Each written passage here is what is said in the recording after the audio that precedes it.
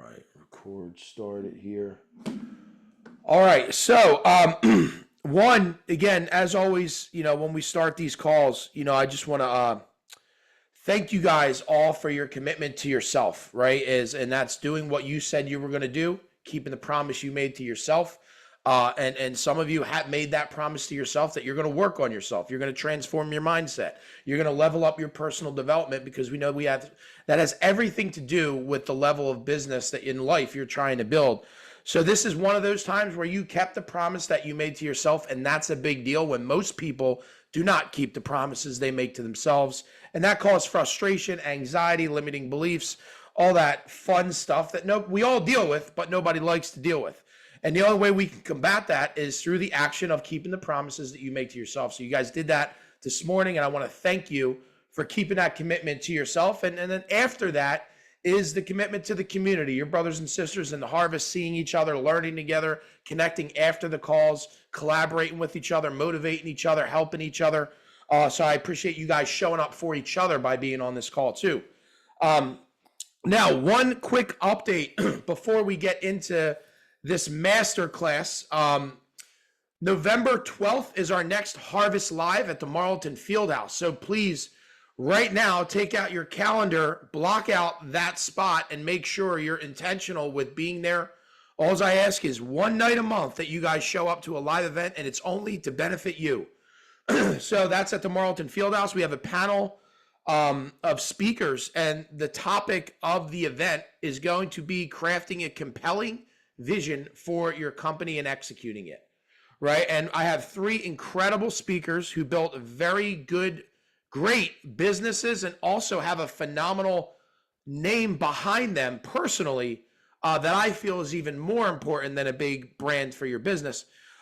We have a guy, Mike Pelosi. He had built a big financial company, HFM. He's got an incredible company, a ton of people who work for him, an incredible name in the New Jersey market, and he's just doing big things and has a big business and is doing it right. We have another guy, Pete McHugh, who owns McHugh Jiu-Jitsu, and he's just another phenomenal business owner and brand in the South Jersey market, also nationally in the jiu-jitsu community. But the reason why I want to bring him in, the whole community knows of him. All their kids go to him. His gyms are expanding. And, you only get that type of brand name. And I wish for everybody to have that brand name in your communities. And that's the whole goal of this. But everybody knows who he is. His gyms are expanding. So he's going to be an incredible speaker for us. And then we have Ryan Regina, who owns a big commercial construction management company. Him and Mike Regina are very close friends of mine. They built incredible businesses. They build churches. They build all types of incredible stuff all up and down the East Coast. And most importantly, as I said before, they just have an incredible name behind them too, being themselves. So we're going to have some phenomenal speakers, as always, that you guys can learn from to get your businesses to the next step. But again, you got to come prepared. You got to know what questions to ask. And that only takes that only takes humility. That only takes you wanting to do the work, you understanding that you're not perfect, you understanding that there's many more levels to the success in your life and business, and being open to ask on, what am I doing wrong? What do I need to know that can get my business to that next level? And I'm bringing in people consistently that can answer that question for you. But if you don't ask, you will never get there. And it's that simple. So I want to continue to create these opportunities and environments to learn from incredible entrepreneurs and incredible, whether it's athletes, business professionals, some of the best in the nation, which is who we have on today. But again, you got to be willing to be open to, self-audit, identify where there's opportunities for you to get better so you can become that next version of your business that you have visions of being at, right? So that's November 12th. That's open invite. So feel free, contribute to the community, guys. Don't just be a fly on the wall. When you don't contribute, you just, you decline a lot of abundance that can come through you. Right? That's another strategy. Be the source of what you seek. Everything's an eye for an eye. If you're participating in things and don't contribute, you are stopping more abundance coming your way. So feel free, plant seeds, add value to your network, invite them to this free event where they'll learn from incredible entrepreneurs. So that's a lead gen strategy right there for you guys. How many people can I invite to the Harvest event prior to the prior to the event so I can continue to plant seeds to power partners that I want to do business with. It's very easy. I pay for it all. All you got to do is do the work and want to care about people and invite people so you can grow your business. All right. So we have our next call right now. We have our next speaker. And, I just want to set the table for everybody. I always like to share with you what you can anticipate to learn from this call, right? So today is going to be a mindset call. And, the cool thing about this call, yes, it is recording. The cool thing about this call is, as I tell you guys, I try and bring the best in the world to you, to us, right? That we can learn from. And sure enough, again, we have one of the best in the world. We have an Olympic gold medalist here with us this morning, Mr. LaShawn Merritt.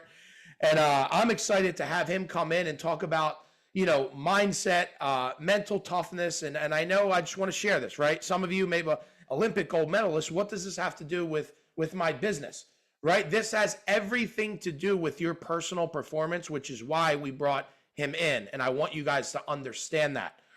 So a few things we're going to be able to take from this call is, skill sets and strategies on adversity, finishing the races,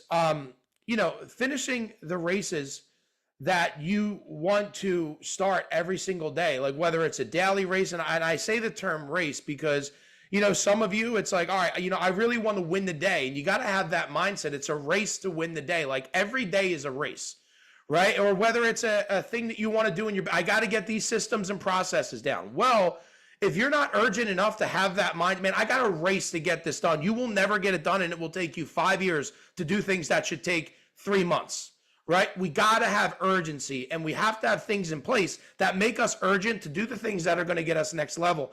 And to have it be in your mindset as like a race, like that type of term, it's going to help you digest what you're going to learn today to take these skill sets and finish all the things that you potentially started or all the things that you want to complete.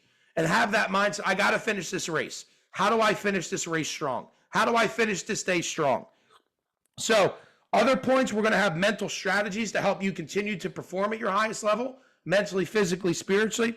And then I know that he's going to talk about a little bit about physiology too, some of the things that he does to amplify his energy so he can, become a champion of whatever profession he's in. To then help you become a champion in whatever it is that you're working on and doing in your life or business. So without any further ado, LaShawn Merritt, welcome to my brothers and sisters of the Harvest community, man. We are very excited and grateful to have your greatness with us today, my brother.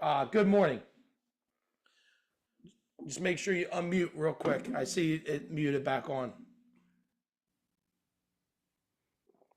Hold on, I'll ask to unmute. There we go. Beautiful. Devin. Good morning. Good morning. Good morning, family. Let me get you spotlighted here. Give me 1 second here. Hear me good? Speaker. Okay. Boom. All right. I got you on speaker spotlight right now. So beautiful. All right, LaShawn. I know you wanted to talk about, give us the strategy on the merit mindset. But first and foremost, for those who don't know you and don't know a little bit about your story, because I know, like I told you on the call, it's like sometimes when you hear what somebody accomplished, there can be a lot of disconnect because you're like, man, I'll never do that in my life, right? It's like, it's not relatable to a lot of business owners. So I love for you to share your testimony and your story about how you got to where you got, because it's very relevant to everybody. And I feel like that we'll have that personal touch with, man, you know what? Like, I can relate to this now. Like, I can relate to this in my business. So can you share a little bit about your story before the Olympic gold? Beautiful. First off, I want to just thank you for giving me this platform and giving me the opportunity to speak to your community. It takes time to build people who trust you and are interested in continuing to grow and learn, not only themselves, but their business and overall health. So that's a great thing that you're doing, to bringing people on and spotlighting them and giving them the opportunity. And a little bit about me. I am a 3-time Olympic gold medalist. Oh, 3-time. Let me get that right. Hold on. 3-time. Let's not miss the other two. Yeah, I'm a 3-time Olympic gold medalist, 11-time world champion. But all of that started right now, I'm retired now, but I've developed this merit mindset, and it's really on how I approach the sport and how I ultimately ended up approaching life and the core values that really guided my success. So I'm from Portsmouth, Virginia. I grew up in a household where it was mom and dad for a while, but my mom was the high performer of the family. You know, she's the one, she's a teacher at work. It's always going get Miss Merritt. It's always kids at our house. Everybody loves her at work all the time. She still works at a high school right now. She's going to retire this year. And she's gotten awards for like the mom of the city and all these different things. Always told me when I was younger to just have fun with whatever I did. Play baseball and football growing up. And then I had a dad in the home who was that high achiever of the family, who grew up in the church, but he was a singer, actor, dancer, ladies' man, the whole nine. Just thought he was really cool, really talented, and got my mom pregnant senior year in high school. Married her, and then ended up fulfilling the dream and taking great pride in raising his kids. So he never got a chance to really fulfill his dreams. So he instilled in me ever since I was younger that couple of things. I was meant for something special. I come from a good root. He's proud of me. A good name is worth more than silver and gold. And he'd always say, boy, you ain't seen nothing yet. And this when I was younger, baseball, football. So I grew up just playing team sports with that mix in the family of just go and have fun with whatever you did, plus you were meant for something special, that inner voice that was constantly poured into me. And I also had a mentor when I was younger, whose wife was my third grade teacher, baseball, football coach, but he was a mentor, older guy that everybody respected. The older people respected him because they played football for him when they were younger, Pop Warner football, baseball. He had great teams. And when it was my time to come around, it was maybe 5 of 6 of us who were, you know, how you have like the soccer moms and their kids, like the whatever of the teams. I was one of those guys, and my mom would bring the food and bring the juices, but it was a couple of us. But occasionally we would go to this guy's house. His name was Everett Lathan. We would go to his house and we would watch him prepare dinner. He had a gym in his house. And this is 3rd and 4th grade now. We were running on treadmills, lifting weights, blessing the food together, doing activities together that required discipline, accountability, respect right there in the house, 3rd, 4th, 5th grade. So I learned early that I had to do what I had to do in order to do what I wanted to do in life. And that was something that was instilled in me from the household to the school to the sports at a younger age. Can And I you was in middle. repeat that line one more time? I had to do what I had to do. Can you repeat that? It was an environment where I had to do what I had to do in order to do what I wanted to do. And it's simple as that. And that was my approach and my mindset early on in life. And I grew up the middle child, so I was never the one out front interested in a lot of attention. So because of that, I was able to be patient, be calm, not be the guy who was just interested in it, or the interesting one, or leading out front. I was a guy who was always leading from the back, always made an example out of, but with great character, always in a positive light, because of that mix of what I grew up in. So it wasn't until high school that I started running the 400. My junior year, I went out, started running, and it's the hardest event in track and field. It's one of those events that takes, it's mind, body, and soul. It's different parts of the race that requires you to tap into different emotional states, certain disciplines, understanding the science and the physics of the sport, the event, and of your body. And ultimately, I ended up becoming really knowledgeable in all these areas. But when I first started, it was just something that I loved to do. I was having fun with it. And I stayed coachable. I had what it took to excel because I was coachable. I was a type of athlete that would choose discipline over having to be externally motivated. I was the guy who loved to have the responsibility of being accountable, held accountable, and all these things. And I understood how important preparation was. Early on in the sport, I found out that it was a sport where it was all around how you prepared and putting yourself in position to bring your best self the next day. Can I stop you real quick? And I sorry, I know sometimes when you're flowing and you're speaking, it stinks when somebody stops you because No you're on a problem. roll. But I just want you guys to understand when you hear him talking about describing track and field or running, like I want you to in the back of your mind think of, like, instead of preparing for the track and field race, preparing for your day in business. Like everything that he's saying, and this is where the real breakthroughs will happen. As he's talking about his life, right? I need you to relate it in your mind about, man, showing up. How prepared do I truly show up every day with my business, right? So relate everything that he's saying when you hear the word sport or whatever, replace that in your mind with your business or with your health goals or whatever that is. And one other thing that he said too, that I really want to drive home, and keep in mind, guys, let's not forget, this is coming from somebody that we have the opportunity to listen to that won Olympic gold 3 times and a 10-time world champion. This is probably advice that you want to take and instill with your kids, with your employees, with your managers. He chose discipline over being externally motivated. That is such a powerful, life-changing line right there. I know a lot of you missed that or missed the importance of what you just heard. Choose discipline over being externally motivated. That's one of the things that helped this man become a 10-time world champion. Do you not think that this is important information for your life right now? I know it is. So sorry, I didn't mean to cut that off. I just want to make sure that it's so important to drive these valuable lessons. And I just want everybody to truly get everything that they're capable of getting off this call, because sometimes people can just miss so much. No, beautiful, beautiful, beautiful. No, no problem. I appreciate it. And Devin's not great with numbers. 11-time world champion. 11. Listen, yeah, good point. I respect that one.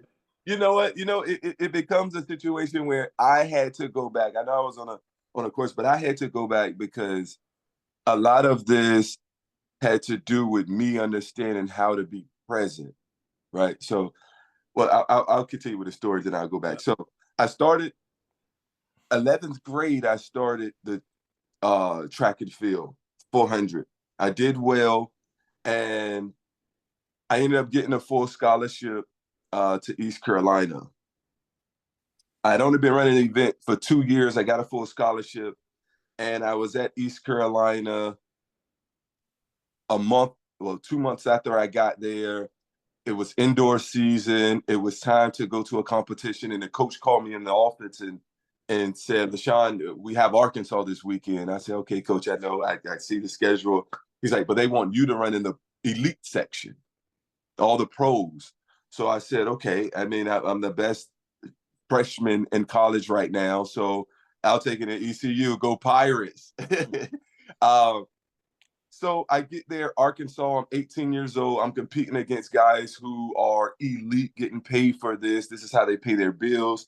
I'm seeing like wives in the stands and kids running around of the people I'm about to compete against. And I took on the challenge. The gun went off. I won that race. I'm not going into too many details because we're gonna keep going, but I won that race my freshman year. 2 weeks later, I get back to East Carolina. Nike called me and told me that I just beat every 400-meter runner that they pay to compete. So they're going to give me a multi-million-dollar contract for me to give up my college eligibility, but they'll continue to pay for whatever school I wanted to go to. But now I would be considered a professional athlete. So this professional athlete was now it's not like any other sport where they put you on a team. This is an individual sport such as life, where now I'm thrown in a situation where I have to find a coach. If I'm not staying with the coach I'm at the school, I have to find an agent. a nutritionist, everything. I have to find my Your team team. Yeah. to win because they paid me to be one of the top athletes in the world in an event I've only been running for 2 years. So now I have to create this team. And I created that team in a special way, not only based on who was good at their job, because I was the hottest thing off the press at the moment. Everybody's coming to me, and I really dialed into how I was brought up, my core values, character, and who I could really feel like I could align with to create a team to win. Now I had 4 years to figure out this formula because the next Olympic Games was in 4 years. And it ended up being my core values that led me, my character. I've always been brought up to exude great character. My mom working in the school system, my dad always telling me how important a good name was worth more than silver and gold. And always being put in a position where I had success early, and I've had to go back and be in front of young people. You know, so character was a big thing when I picked my team. Like I said, who aligned with, not only cared about what I was doing in the sport, but who cared about me, like the humanity of things. I had to pick a couple different people, but throughout those 4 years, this is where I found the shine in the grind. You know, I had the thing at first where it was like, if you don't shine, you don't grind. I was put in a situation where I was in a grind for 17 years that wasn't shiny. It was day to day, get up at 6 a.m., grab breakfast, take a shower. I'm in the gym by 7:30. I'm in the gym for an hour by myself. And that's why I learned how important the preparation and being present in the preparation was. There's some people that prepare, and this is all around the Merritt mindset, how important being present in the preparation, because in the sport of track and field, repetition will build confidence in certain things, but being intentional and being present in the preparation is what really drives that muscle memory and drives things home. Then you get to a place where you're not just competing, you're executing. And that's where I really had to get to, understanding the rest and recovery, understanding that I was in a sport where it was designed to stress my mind, body, emotional state daily. So I had to understand, if I want to put myself in a position where it's all about bringing my best self the next day, I have to understand that after I stress my nervous system and my body and my emotions, I have to get into a state in a space where I have peace to be able to bring that down, to be able to bring it back up the next day, to be able to bring it down and bring it back up, so that I'm building thresholds. Otherwise, you risk getting burnt out or getting injured. So the peace around the rest and recovery mattered so much. I was the guy who found a lot of greatness through that isolation.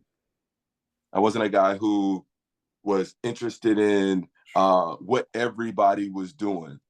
The isolation was where I trained my body, came home, did my rest, did my recovery, ate my food, and didn't mind doing the same thing over and over and over again. I fell in love with that process. What a powerful line you just said. Find greatness in the isolation. Mm-hmm. So many people, right? Your isolation is a bad thing. Isolation ultimately for you as a business owner is the work that you're doing alone when your employees are not around, the decisions you're making when nobody's around, when you're not on the stage, when you're not on the Zoom, when the work is truly done that takes you to where you're trying to go. Most people don't do that work, which is why they stay in the same spot for decades, right? Or they look at it in a negative light. I love that you just said, find greatness in the isolation. There's somebody right now that needs to hear that line, that their life will change if they find greatness in the isolation, in those periods where they will transform themselves and their businesses through the work that most people don't want to do. And it's done in that isolation, man. That was beautiful. Good stuff. Keep going. That's where I developed that inner voice. So track and field is a sport where that discipline came in and those positive inner voices came in, because there's times in track where you're on the other side of the track and you may have 30 seconds and you're doing interval work. You got 6 200s and you're dead tired. You're on the other side and nobody's there like, okay, let's go. The coach is yelling 20 seconds. That's all you get. 5 seconds. So you need to, you have these, not the will to keep going, but mine was around having these positive inner voices of my mom telling me just to go keep having fun with what I did. The pressure, it wasn't that much pressure. My dad always telling me I was meant for something special.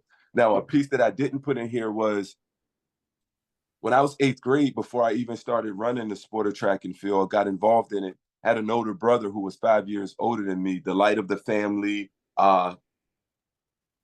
class clown, most likely to succeed, the whole deal. And he got murdered his freshman year in college. Was he in track too? He was a musician. Okay, gotcha. I was the only athlete of the family. I don't know how that worked out. So he got a full scholarship on a music scholarship, and got murdered his freshman year in college. And that ended up being one of my big whys. One of those things where, okay, Antoine, we got this. So that took me through a lot of the hard training and the days of just being grateful that I'm here to do this, and he's not here to do anything anymore. So I took all of that in my character and 4 years of discipline and having friends and understanding what mattered, my environment mattered. I had to pick people around me who cared about my well-being, not only what I could provide or do for them. And I understand, and I came from unconditional love. My dad was a guy that told me he was proud of me all my life. That goes a long way. I know grown men right now who are $50-60 million guys who talk about they wish their parents would have told them they were proud of them when they were younger. Like I said, I come from this unconditional love. I understand the gratitude. This was a sport where it was all around delayed gratification. I would start training in November, but I wouldn't compete until May. From November to May, it was day to day of putting myself in an environment where it was stressing the mind, the body, and the emotion. So I had to find a love in that. And I was able to do that. Everybody's not able to do that, to find love through that process and understand peace on the pursuit to greatness. And I had a lot of reasons to stay the course.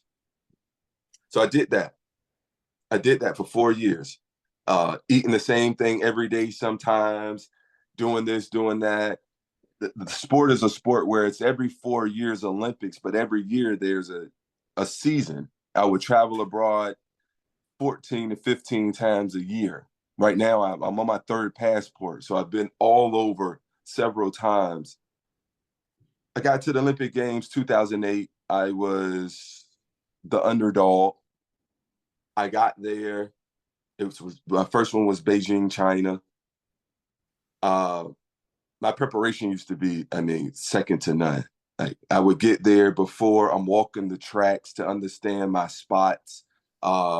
There's a couple different types of people that show up at Olympic Games. Some who are just happy to be there. Some who are just trying to make the finals, and people like me who come in there to win. I was one of the guys who came there to win, and it showed because you would only see me in the training room or on the track. I wasn't hanging out. I was on a mission. Everything I did was with intention at this point. I'm in a space where when things are going well, and I learned this over my years, especially in a sport. I don't know about in life because I've just got out of the bubble of only dealing with 5 people a day. But in sport, when everything's going really well, like when the pendulum is swinging and I'm hitting everything, those are the times where I really have to pay attention to everything. Like I've had so many of those moments over my career where things are going so well in the sport. I'm hitting it. I'm going home. I'm getting my rest. I'm having my nutrition. I'm staying on top of my chiropractic care. And then it's like you're so fine-tuned that the slightest thing would throw you off. So I've had moments where I had to stay mindful in those moments and understand where I am and how to remain present. Got to Olympic Games. like I said, I knew the track, I knew everything. I have 3 rounds. They do 1 round, 2nd round, 3rd round. I got through the rounds, weave people off, and then it's the final. The Olympics is special, but the 400 meters is one of those events. I'm gonna break it down on how it's attacked or how I attacked it. And almost like in life, I talk about a little bit how I parallel the 400 to how my life kind of went. So in the 400 is about that first part, really getting out strong. It's getting out strong the first 50, 60 meters because it's the only part of the race where you don't already have lactic acid. So you want to trust that you put in the work to get out strong. So you get out strong, first 100. That back stretch, which is the second 100 of the 400, is all about keeping your momentum. For me, when I parallel it, I think about me getting out strong was me leaving East Carolina, turning pro. That was my get out strong moment. And then on that backstretch, as far as keeping that momentum, that's me moving home after I turned pro.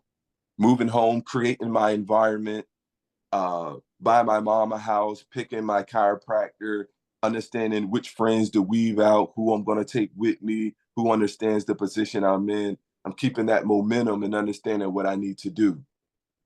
That third 100 of the 400 is all about doubling down on trust, really. And sometimes having to prove yourself in life when you're going through things. And that part of the race, that third 100, which is that curve, a lot of people tend to slow up a little bit because they're saving some for the last 100. But I've always been so intentional in my preparation and understood what I was doing. And it wasn't just through reps. I was dialing in. I was really building the muscle memory. I was becoming the martial artist because I gave myself the ability, I was mindful enough to be present in that preparation so I could really connect the mind and the body. So in that third 100 is all about trusting your preparation and doubling down on trust. When I think about how my life went, I think about turning pro, moving home, and then proving myself, which was kind of showing up at my first Olympic trials. This is where Nike's paying me. This is one of the bigger meets before Olympic Games.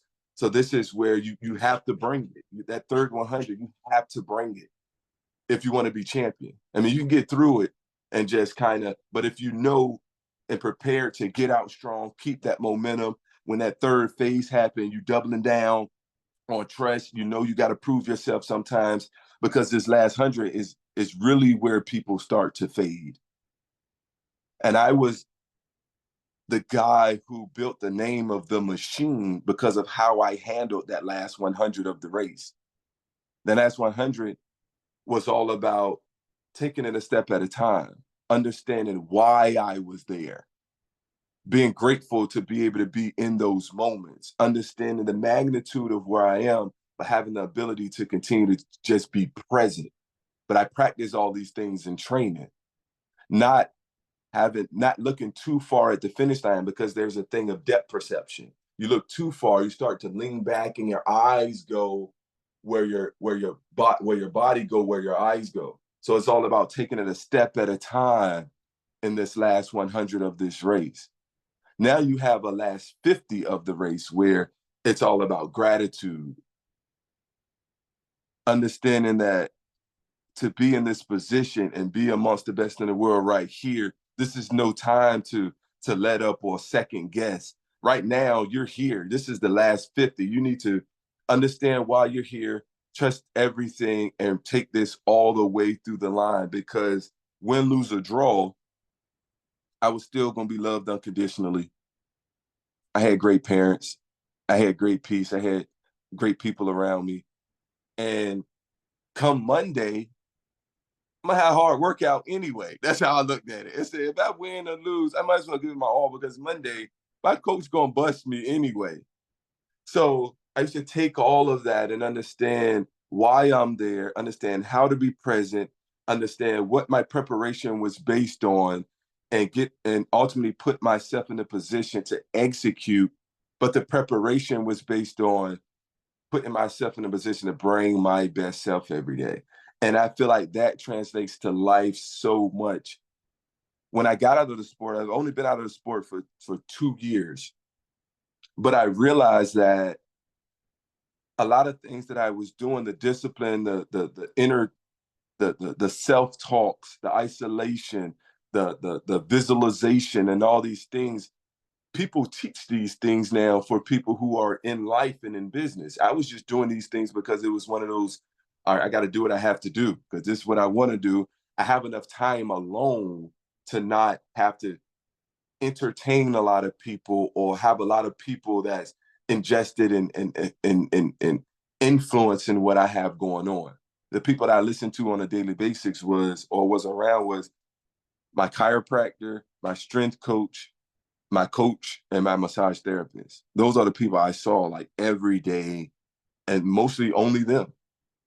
But once I retired, I got into spaces where people talked flow state, they talked meditation, they talked being aligned in vibration, and all these things were the core values that really guided my success. So because I was so present, I had to go back and look at races and think about things and how I handle certain situations. And that's how I developed that merit mindset from ear to ear. It was, yeah, I have the talent. My dad always tell me all the time, he gave me the frame, but I had to do the work and I had to keep it together here. And would it have been an individual sport? It was, what formula did I put together and how can I put this together in life? And that's where I am now, taking that same approaches, discipline, accountability, dotting my I's, crossing my T's, understanding the environment mattered, understanding having fun and being aligned with every step that I do matters. And that's why I'm here now to talk about that formula of being intentional, being aligned, being accountable, and understanding how important rest and recovery matters for everyday life. Man, I have so many notes here that I want to go into. So first, a few things what he was talking about, and some of us, I'm sure everybody on this call at some point, you had something where, man, business is flying, I'm just not missing, right? My health is on fire, like, man, I'm getting leads in business, my relationships are good. And most people, right, in this time, they'll be like, all right, I can chill, I can relax now, I can coast now, right? It's just going to keep going. We just heard from a world champion that that's a time where he gets more dialed in and sees, all right, what's happening, right? That is called a flow state. That is also called, a couple years ago, I had one of my old performance coaches, Dr. Dan Schaefer, came in. He used to work with like professional golfers, all that stuff. And he used to call it the mental DVD, right? You got to keep this in your mind, like think and audit everything around you, what your routines are, what you're doing. So then when you're not in that zone, you can pop that in your mind and be like, all right, what is different now versus when I was in that flow state? What am I doing differently? Who am I surrounding myself with? What does my routines look like? What does my activities look like? Right? And that's huge I just want you guys to understand that when you're kicking ass, do not start to coast, right? It's identify, what am I doing? Let's stay in this flow state and remember what's happening around me and why it's happening. So that's one thing. I do love the term too, when we talk about finding greatness in the isolation, whether it's in the gym, whether it's a late night at the office, whether it's you're studying, whether it's trying to figure something out, whether it's doing the email, whatever it is, right behind the scenes that you're doing that moves the needle for your business, that's not sexy, that's not applauded, that we all have to do. Understanding the two words, delayed gratification, right? Understanding that a lot of this work, especially in a health and fitness goal, it's like just being okay with delayed gratification. Like, it's just not going to happen overnight, right? And understanding that the gratification is going to come later. Fall in love with the process and find greatness in the isolation. I cannot say that enough. That was a huge aha moment for me on this call. Delayed gratification, mental DVDs. And guys, I know a lot of you are parents in here too. Yeah, this is important. This is everything. I'm telling you, man, I'm coaching my kids right now, and they're all under 6 years old, but I also know the importance of they're not too young, right, to start doing things the right way and planting seeds. And everything that you're talking about that got you to these championship levels, you keep going back to, excuse me, hearing your parents' voices, man. It's it's incredible, and it makes me want to continue with my affirmations with my kids to level up as a father. And it's just crazy to hear you can continue to reflect on the positive affirmations that you gave them at a world championship level. Parents, think about what you're hearing right now, right? What are you saying to your kids daily? What affirmations are you saying to your kids daily? Are you just going through the motions as a parent? Or are you intentional with every moment in front of your kids? Every day I'm not perfect. I have tons of opportunity, but I'll tell you what, I'm working more than most parents on how I continue to become a better father. What do I need to say to them every single day? What do I need to ingrain in their mindset? Right? And just hearing that, man, really affirms that the work that I'm doing and a lot of us in here are doing, it's worth it. You got a world champion athlete coming in here praising his parents for the unconditional love, the have fun, the all these things, man. It's I just don't want us to miss this as parents. And then lastly, just to relate this to, again, bring this back to you as a business owner. Or, when I was talking to LaShawn a few days ago, he was breaking down with me the Merritt mindset and track and field and all this stuff. And the only thing that I kept saying, man, is like, we can all break things down in the 4 quarters, right? Like a track and field race, he breaks it down to help him really run this race at a high level and go strong throughout the whole race and not just half the race, not just the first quarter, not just the first 3 quarters and burn out in the 4th quarter. What? Big goals break down into small steps, right? Small chunks. He breaks it down into 400 meters. I remember. Let me tell you something, right? I break it down into 400s, but at one point, every 30. There you go. 30 meters, I was doing something different. It was crazy, but I had the ability to move fast and think slow and be so present that I could do that. Everybody couldn't do that. And it was like, okay, I could feel, I had the kinetic awareness. I was mindful enough. I trained in a space where it wasn't a lot of distractions where I was training. I never was the headphone doing warm-ups type of guy, because I was always interested in being able to kinetically connect everything. So it's at one point it was every 30. Like the 100 was long, but every 30, but it's still chopping it up. But go ahead, I'm with you. You just said, I don't even know if you really know what you're saying here. You said, move fast, think slow, be present. How relevant is that for business owners right now? When we don't do this, we have a shit day. We have terrible conversations. We go off the hinges. We make bad decisions. Move fast, think slow, be present. My goodness, is that powerful in all aspects of life. But I say that 4 quarters to think about how you start your day, like win the race of your day. We all want to start off right? We all want to start off fast, and that has everything to do with a good morning routine. Most people do not have good morning routines, so they start off slow right out the gate. Some of you start terribly slow right out the gate, and maybe you pick up your steam after lunchtime. But by that time, you already lost the race because you're not as productive. You cannot finish the full race. You don't win the day because you start off so slow in the second half of your day. Truly win the day. So if you break this down, all right, how do you start off your day? Bang, then you're going into lunchtime. I said to LaShawn how relevant this is to people and business owners. A lot of business owners and people that I coach, they have to hit a wall after lunch, the 2-3 o'clock hour. That's when they start dying out there. I mean, raise your hand if you can relate. That happens to me, 2 or 3 o'clock hour.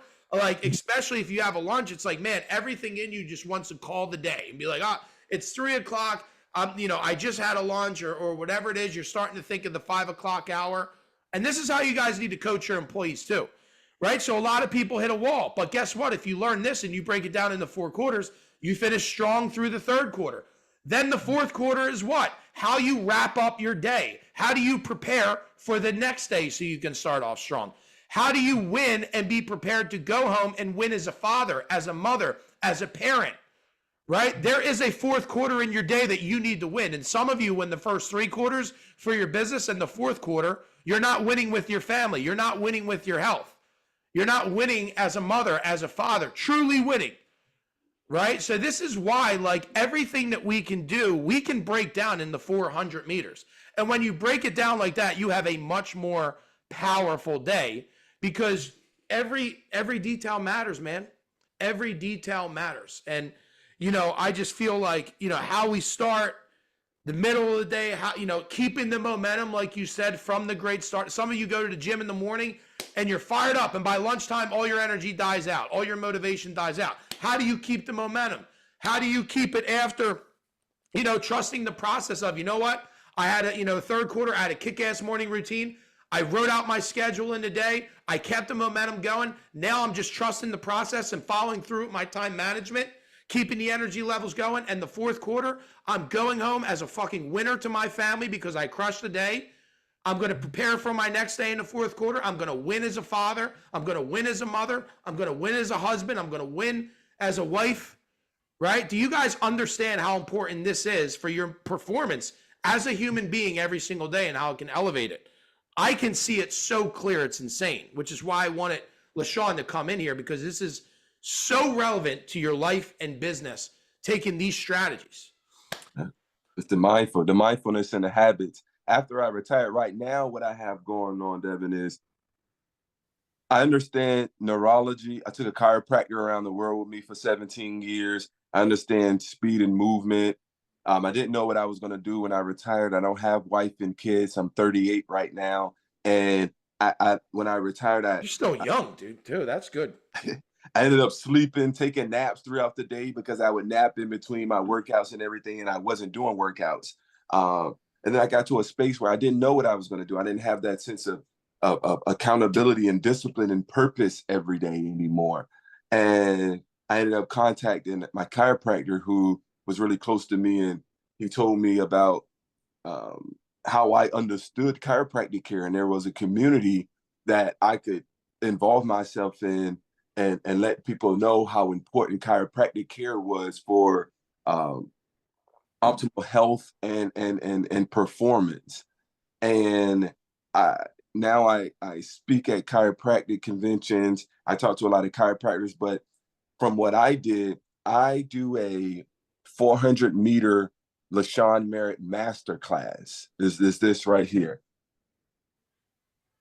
It's the 400-meter masterclass, and it's the heart of gold. What I do is I go around the country and I take 20 high school athletes for 4 hours, and I pour into them. We're at the track. It's all about why you're doing what you're doing and applying that merit mindset to the track, but also letting them know how it relates to life. So we get there, we dive into the why. I give them a book, why you're doing this warm-up, why you're doing this exercise, what you should be thinking emotionally, mentally, spiritually, and then I simulate a 400 and take them through a 400-meter race. The same type of strategy I used when I ran to make the race easier and understand where to come from here. So I do that all over the country right now, and it's been going really well. The impact has been amazing. The people that the parents and the coaches, what they really get excited about is they say, man, you're able to do something that we have a hard time doing, which is keeping their attention. These kids' attention span is just like this. But I come to them almost like a big brother, uncle. I have 6 nieces and nephews, so I can come at them like, hey, this is what we need to do. This is what we're doing today. And they love it, man. And it fills my heart, and it gives me a sense of purpose. And I'm just so grateful to be able to continue to pour in this space right now, pour back that merit mindset, which ultimately translates to life, because everybody's not going to be Olympic champion. But if you can take that mindset of discipline, accountability, trying to put myself in the position to bring my best self. How do I bring my best self, knowing every day is not going to be my best day? And knowing that when you're approaching a goal, my coach always told me, I think it was like the rule of 3 or 3 of something.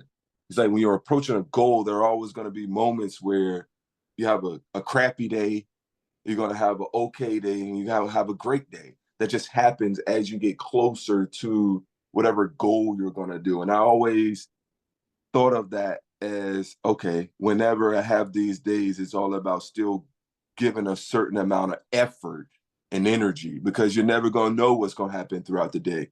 But if you show up with intention and the effort that you give, and that was everything for me. All these things translate to life for me. And it's important for me to instill that in the young people right now, on how important that character and being intentional and being a great person and having gratitude ultimately matters, because you start moving as you get older in spaces that align with you. And if you're mindful enough to understand what aligns with you, then you'll have a smoother runway. Yep, no doubt, man. Yeah. Man, I have so many notes right here, man, and you know, I just want to thank you for all these like little, you know, I call it mental medicine, man. These little pills of mental medicine, these lines that I can use, and I hopefully that all of us in here, you know, can use when we're off the call, when we're in that isolation, when none of our employees are around, when the work is truly done. I hope that you guys all found this extremely helpful to level your life up, because I know some of this stuff right here, I'm immediately going to put into action. I'm immediately going to tell myself, continue to be in front of it, man. And, you know, one of the biggest things that, I mean, there's a lot of moments, but for me as a father, man, like one of my, I believe one of my, you know, greatest accomplishments is continuing to be a better father than all this stuff here. Yeah. I mean, and that's some powerful stuff. Does anybody have any questions about mindset? Right? Again, I don't want like the filter of Olympic gold to like, you know what? Like this isn't going to be a good question for him because I'm not Olympic. Like you're all running your own race. Let me be clear with that. Hopefully everybody's running their race, right? And hopefully you're doing it with urgency. Hopefully you're doing it with intention. Hopefully you're doing it with energy, right? And you're going all in on it, right? So if you guys have any mindset questions, any energy questions, any you know, limiting belief, you name it, guys, there is no stupid questions, and there's a good chance somebody on this call will want to know the answer to that, right? Because some people are just afraid to ask questions. Kathy, thank you for stepping up. LaShawn, listening to has been really interesting. I'm a big cyclist, so I comprehend the lactic acid buildup and that concept of pushing through it, and when it hurts, keep going. So my question is, and so get the lactic acid. So now you're in that last 100, and that lactic acid is killing you, and mentally you are pushing through because you want to win so bad. But so now it becomes a mental over physical over emotion, right? So those three aspects of winning, which one of those three pushed you the hardest? And then so using that concept in a business, whether like Devin's saying, in your day you're having a bad day, how do you push through it mentally, physically, emotionally? So from your standpoint, when you were in that last 100 and it was hell, but is what emotional, mental, physical, what do you think, what component of all of that made you win? Great question. Great question. Yeah, amazing question. For me, I never put a lot of emphasis on the having to win, or putting myself in a position where if I lose, it's going to be the end of the world. I was always a guy who understood the execution of things and what mattered. So the last 100, mentally, I'm thinking, okay, I know this is going to hurt, but this is where the just first off, being grateful to be able to be here. It's like, ain't no need to, like, I'm here now. Like, and I understand the magnitude. So get myself in the position, and it's putting myself in the position physically to not fight against myself, because everything wants to happen in this last 100. The body wants to break down, but I have to be mindful enough and hold enough and have that integrity to hold my form and understand that posture and position right now is going to get me a lot further than trying to be super competitive. Executing is a lot better right now than being over competitive, because now I'm going to the physics and what really matters and how to move forward versus what I think should be going on. I already know what happened the first 100, the second 100, this happened. The third 100, I'm tired. I know the last 100, my legs, my arms are going to do, my legs are going to do what my arms do. So by the last 100, my legs are tired. But I already know if I move my arms a certain type of way and put myself in the right position to continue to go forward, I can take out all of the wasted motion and movement that may be trying to creep in because of those first 3 100s. So it's really just locking in, trusting the process, taking it a step at a time, not looking too far, and understanding how to put myself in the best position mentally and physically to continue to move forward and not go up and down.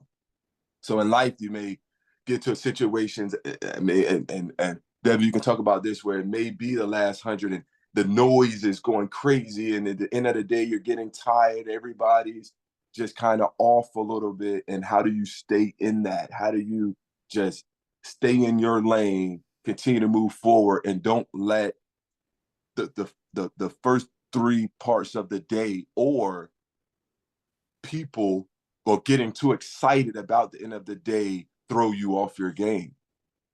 It's just mentally staying locked in, trusting the process, taking it a step at a time. And when that lactic acid really hits, because it hits, like I said, it's all about executing and putting my body and my mind in the right position to go forward. And having the will to win and being ferocious in that, but also being